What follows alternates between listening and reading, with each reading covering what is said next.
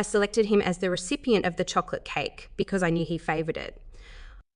You always choose chocolate cake, don't you? Mum warned, concerned about the caffeine content. Ignoring her advice, I swiftly exchanged my cake with Kevin's. Well, after a brief hesitation, I took a bite of the caffeine-laden treat while my mom continued to enjoy her own cake. And Kevin, proudly boasting about reserving this cake a month, in advance emphasised the delicious crushed nuts on top. Suddenly, his demeanour shifted as he began to choke. His face turned red and he struggled to breathe. Foam formed at his mouth and he shivered before collapsing to the floor. My name is Emma, a 36-year-old working at a food inspection company. I live with my husband, Kevin, who is 2 years older, and our 7-year-old daughter, Catherine. Our journey began at university, leading to marriage and the birth of Catherine, however her slow development worried us. Despite consulting numerous doctors, no issues were found. Catherine's lack of progress caused a rift between Kevin and her. His mother, Kay, also deemed Catherine as having a disability, leading to her disapproval and avoidance. Only my father-in-law showed affection, considering Catherine unique and lovely. Before marriage, Kevin was kind, but his attitude changed with Catherine's challenges. His frequent bouts of anger, expressed through loud noises and table banging, stressed me to the point of health issues. Menstrual irregularities, eventually leading to menopause, prevented us from having more children. As Catherine entered school, her slow speech led to suggestions of a special needs class, an idea Kevin vehemently opposed. Despite my belief that it would be a better fit for her, I couldn't propose it due to Kevin and Kay's objections. Work offered solace from the home environment. When offered a full-time position, Kevin hesitated, insisting on my continued commitment to housework. Reluctantly, I agreed. However, Kevin's solution was to have his critical mother, Kay, take over household duties. After my father-in-law's sudden death, Kevin and Kay's behaviour at the funeral raised suspicions. Despite Catherine losing her only ally, Kevin spent more time at his parents' house. When I fell ill and asked for help, he refused, opting to stay away for a week. As my health improved, I received a job promotion, bringing both joy and the weight of added responsibilities in the midst of my challenging home life. I discussed the situation with Kevin, and as anticipated, he insisted that I should manage the household chores properly. To add insult to injury, he gave me a mocking look and questioned whether I could handle the title of a section chief, claiming it was equivalent to his position. Kevin abruptly left the table and headed to the bedroom. The next day, Kay visited our house and Kevin pointed out the supposed mess, attributing it to my lack of effort in housework. Kay hastily entered, meticulously inspecting everything from the cleanliness of the windows to the folding of the laundry and water stains in the bathroom. She made me redo everything, and Caffeine started engaging in conversation with Kay. Caffeine approached Kay with a serious expression, asking her about the 4 main elements of happiness and inquiring about happy hormones. Surprised by Catherine's rapid-fire questions, Kay appeared bewildered. Catherine continued her passionate explanation about neurotransmitters, leaving Kay increasingly perplexed.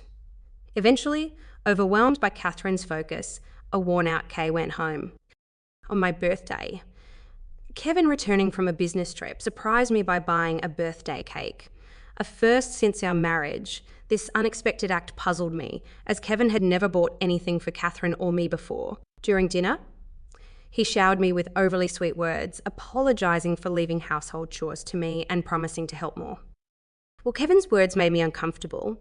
I didn't want to spoil the moment. After dinner, as I cleared the dishes, Kevin retrieved the cake from the fridge, insisting he would handle it. Although uneasy about his behaviour, I decided to call Catherine to join us. In Catherine's room, she warned me not to eat the cake, expressing urgency in her gaze. Trusting Catherine, I returned to the living room, where she insisted we eat without forks. I realised she had swapped my cake with Kevin's. As we ate, Kevin proudly discussed reserving the cake, and suddenly he began to choke. Kevin collapsed on the floor, showing signs of anaphylactic shock from a buckwheat allergy.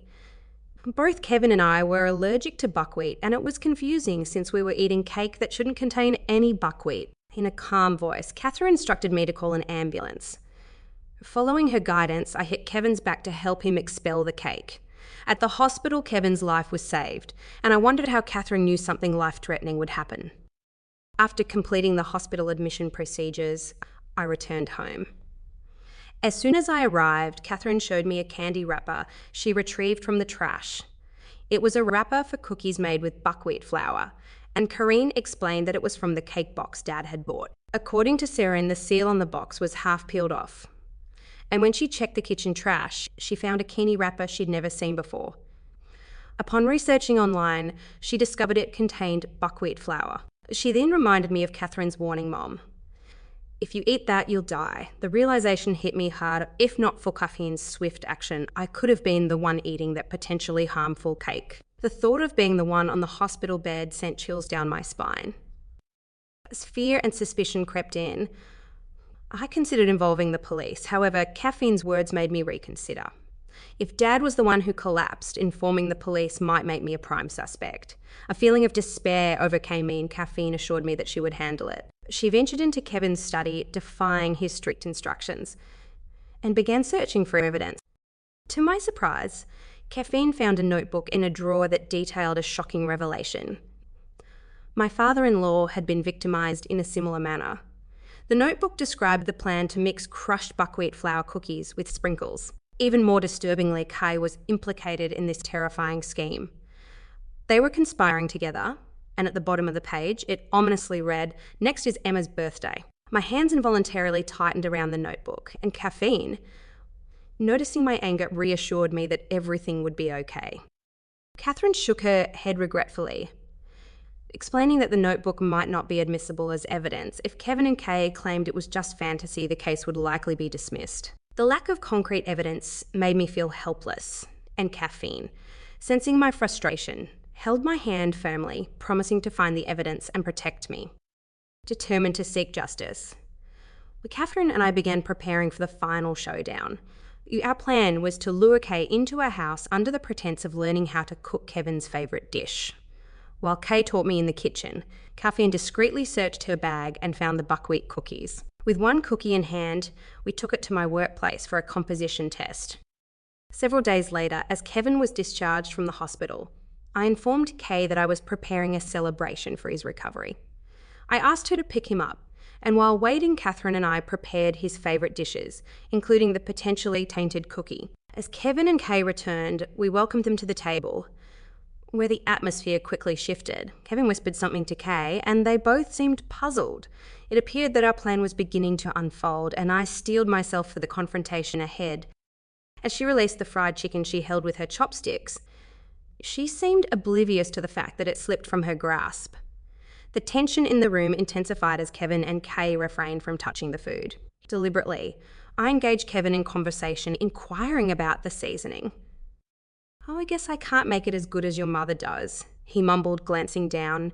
I responded with my biggest smile, assuring him that the seasoning not only tasted good but also seemed to provide energy. Casually, I mentioned my father-in-law's recommendation of the seasoning, observing Kevin and Kay shivering as if they were cold.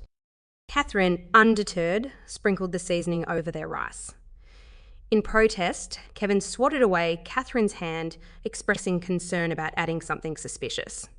Ignoring his objections, I continued smiling and serving the food. Catherine persisted, reaching for the seasoning, but Kevin, with a terrifying expression, shouted, "Enough! Why are you so scared?" "I just want you and your mum to live longer," I cheerfully retorted, flashing my brightest smile. The atmosphere grew tense as Catherine defied Kevin's warning and sprinkled the seasoning over their rice. The room was charged with Kevin's anger, as he shouted, "Stop putting something so suspicious into it." Unfazed, I continued with my smile, drawing attention to his past actions of sprinkling the same seasoning on my cake, leading to his hospitalisation. With a triumphant gesture, I presented documents obtained from our company's inspector, linking the substance on the cake to the buckwheat cookies. Kevin and Kay exchanged glances, denying any knowledge of the situation. However, I placed a copy of Kevin's incriminating notebook on the table, revealing details of the ordered cookies and their sinister plan. Red and then blue in the face, Kevin and Kay struggled to explain away the evidence. Kevin's notebook held damning information, including details of their plot and attempts to mask the crime. Staring sternly at Kay, I connected the dots, questioning them about their involvement in my father-in-law's death. Kevin finally admitted to his vengeful act. revealing his resentment towards my father-in-law's interference. Shocked and angry, I listened as he confessed to mixing the buckwheat cookies into the seasoning, targeting my father-in-law due to his disapproval of Kevin's relationship with his mother. Fueled by anger and disbelief, I declared their actions as a crime and threatened to report them to the police. In a desperate attempt to conceal evidence, Kevin snatched the copy of the notebook from the table, crumpled it, and possibly swallowed it. Catherine caffeine, and I stared in surprise at his desperate act. Caffeine calmly revealed that it was just a copy, and the original was safely stored elsewhere. She placed a voice recorder on the table, exposing their crimes from the beginning. As the evidence mounted against them, Kevin collapsed into his chair, realizing the gravity of their actions. With the truth exposed, the police took Kevin and Kay away. Their cries and protests echoed, but the evidence, including copies of the notebook, voice recordings, and purchase history, secured a guilty verdict. The legal proceedings led to my successful divorce from Kevin, who had to pay compensation, along with Kay receiving $660 as compensation. I used a portion to build a grave for my father-in-law, a proper place for mourning. After the trial, Catherine and I reported the incident in front of my father-in-law's grave, seeking closure and justice.